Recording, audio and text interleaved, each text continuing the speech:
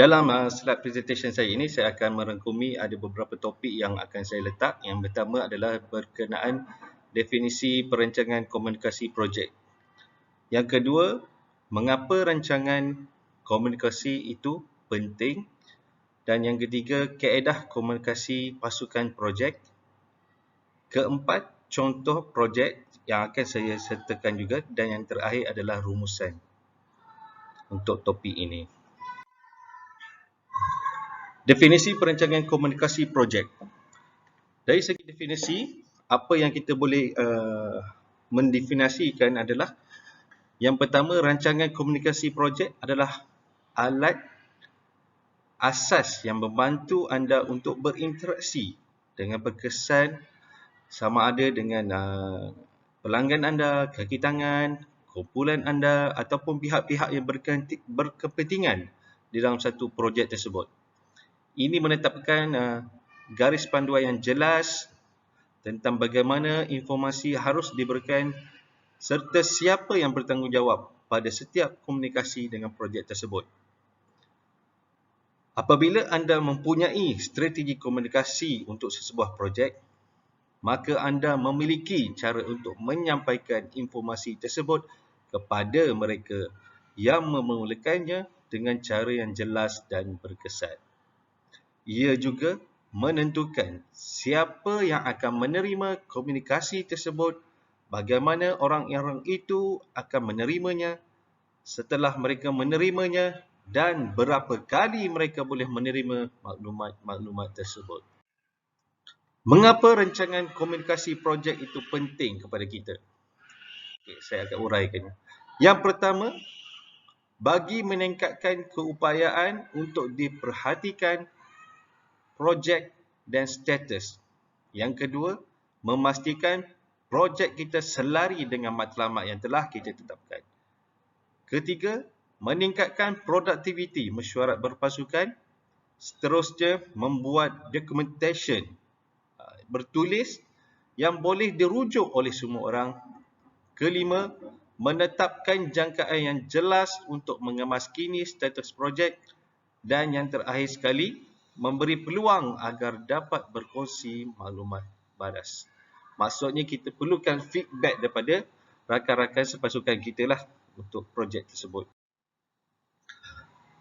Merancang kerja adalah satu cara untuk menguruskan kerja itu dapat diselesaikan secara sistematik. Anda tidak akan memulakan projek tanpa rancangan yang teliti.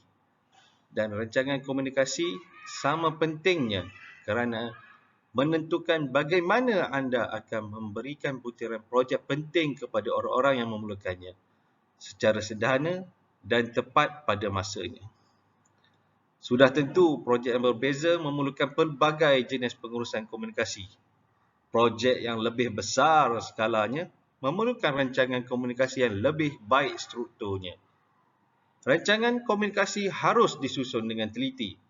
Sebaik sahaja anda memformalkan proses koordinasi dalam projek, anda mengambil tindakan untuk menjayakan projek tersebut. Kaedah komunikasi pasukan projek. Terdapat beberapa kaedah yang difikirkan terbaik untuk kita mengamalkan atau mengaplikasikannya. Ialah yang pertama melalui email. Kebanyakan pada waktu sekarang, ramai di antara kita menggunakan email sebagai medium untuk berkomunikasi antara satu pihak kepada pihak yang lain. Kedua adalah melalui mesyuarat. Mesyuarat yang boleh dilakukan dalam skala yang kecil ataupun skala yang besar di antara pihak projek dengan stakeholder yang lain.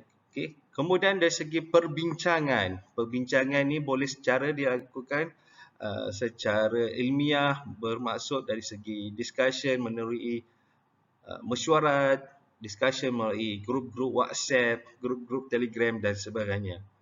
Keempat, dari segi laporan semasa. Laporan semasa berkenaan status projek. Kerjasama di antara satu sama lain juga penting.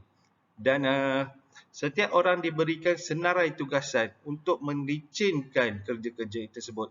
Apabila kita mengkhususkan setiap orang itu senarai tugasan, maka Focal person ini akan melaksanakan kerja mereka berdasarkan skop yang telah mereka dikendaki untuk melakukan tugas tersebut. Dan akhir sekali, kita perlukan tinjauan dan soal selidik ataupun kita memerlukan maklum balas daripada pihak-pihak tertentu.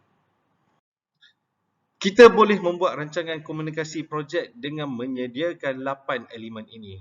Yang pertama, dari segi proses kerja. Kita kena ada proses kerja untuk melicinkan kerja-kerja kita.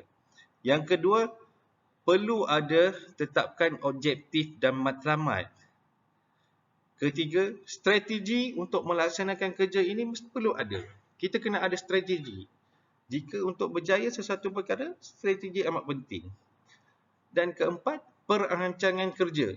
Perlu ada rancangan kerja, maksudnya perancangan dari segi jangka pendek, perancangan dari segi jangka panjang.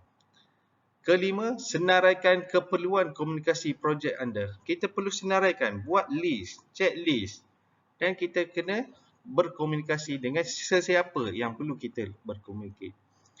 Peranan komunikasi juga perlu ditetapkan dan tetapkan alat dan kaedah berkomunikasi. Apa platform yang kita perlukan? Apa yang platform yang perlu kita gunakan? Sama ada cukup saja ke menggunakan WhatsApp, cukup saja ke melalui email ataupun perlu ada meeting sekali. Dan yang terakhir, perlu kena pasti pihak yang berminat. Contoh projek. Ini saya senaraikan satu contoh mengenai projek. Nama projek ialah Bicara Kesihatan Mental bersama Majikan dan Pekerja. Peserta majikan dan pekerja, penceramah daripada pakar psikologi. Contoh bagaimana kita nak merancang program-program ataupun projek tersebut. Yang pertama, kita kena ada satu table. Kat sini kita kena ada apa dari segi table yang pertama. Kita tengok kolom yang pertama, komunikasi. Kedua, kaedah. Tiga, frekuensi. Apa matlamat dia, siapa orang yang bertanggungjawab dan kumpulan sasar. Okey, kalau yang kita tengok pada baris yang pertama, laporan status projek. Apa kaedah yang perlu kita buat untuk dapatkan update? Selalunya kita akan melalui aplikasi WhatsApp. WhatsApp ni satu aplikasi yang mungkin ramai orang guna. Maksudnya bila kita berkomunikasi melalui WhatsApp, lebih mudah ataupun lebih mesra untuk seseorang itu memberi laporan terkini status projek kepada pihak yang berkepentingan. Frekuensi mungkin secara mingguan dan matlamat dia adalah untuk kita kaji status projek, okey, dan kemungkinan jika ada masalah ataupun dari segi kelewatan. Orang yang bertanggungjawab adalah pengurus projek dan kumpulan sasar adalah pasukan projek dan penaja projek. Komunikasi kedua ialah melibatkan pasukan. Kaedah adalah melalui mesyuarat. Okey. Frekuensi harian. Setiap hari kita akan adakan mesyuarat harian lebih kurang 10 hingga 15 minit untuk kita membincangkan masalah yang berbangkit ketika kita sedang mengendalikan projek itu ataupun sedang melaksanakan projek itu. Orang yang bertanggungjawab adalah pengurus projek dan kumpulan sasar adalah pasukan projek. Within pasukan projek itu, kita perlu ada mesyuarat kecil untuk kita membincangkan masalah-masalah berbangkit agar kita dapat menyelesaikan secara tepat dan cepat masalah tersebut. Seterusnya adalah kajian projek. Kaedahnya juga melalui mesyuarat, frekuensi pada tonggak pencapaian. Matlamatnya adalah untuk mempersembahkan hasil projek tersebut, mengumpulkan maklum balas dan langkah seterusnya. Apa way forward dia?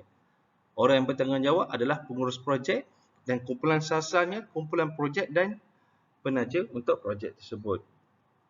Mesyuarat postmortem perlu juga dia lakukan. Dan kaedahnya juga adalah secara mesyuarat.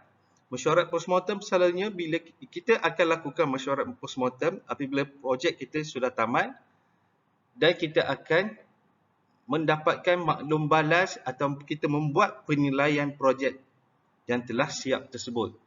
Daripada situ kita akan tahu dan kita akan boleh memberi penambahbaikan jika ada projek yang sama pada waktu akan datang. Dan yang terakhir adalah kemaskini kemajuan tugas.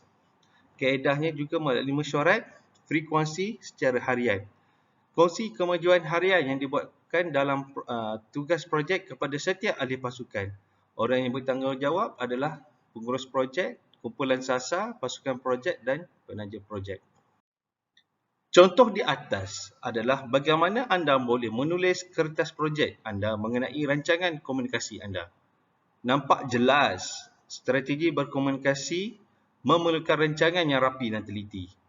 Komunikasi secara email atau bertemu secara fizikal, melaluinya anda dapat memberitahu apa yang mereka perlu buat dan ketahui. Seterusnya mereka mengambil dan menggunakan bahan tersebut untuk tindakan selanjutnya.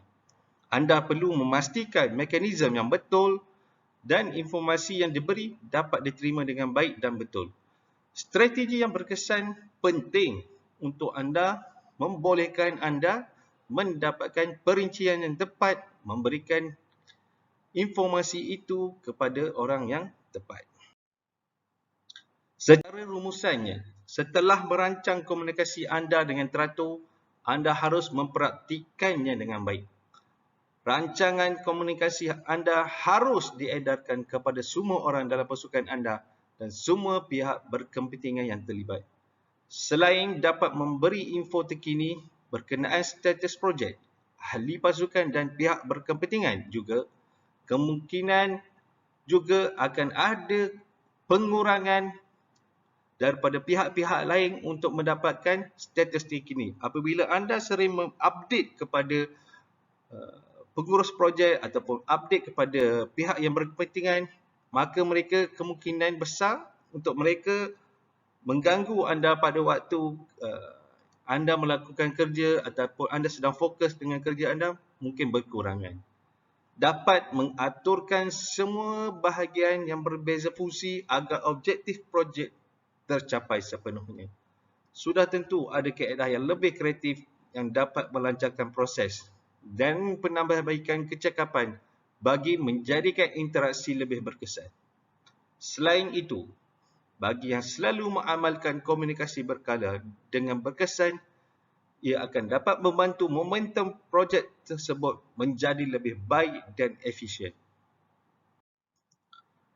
Sekian saja presentation saya pada kali ini. Saya ucapkan ribuan terima kasih. Assalamualaikum. Salam sejahtera.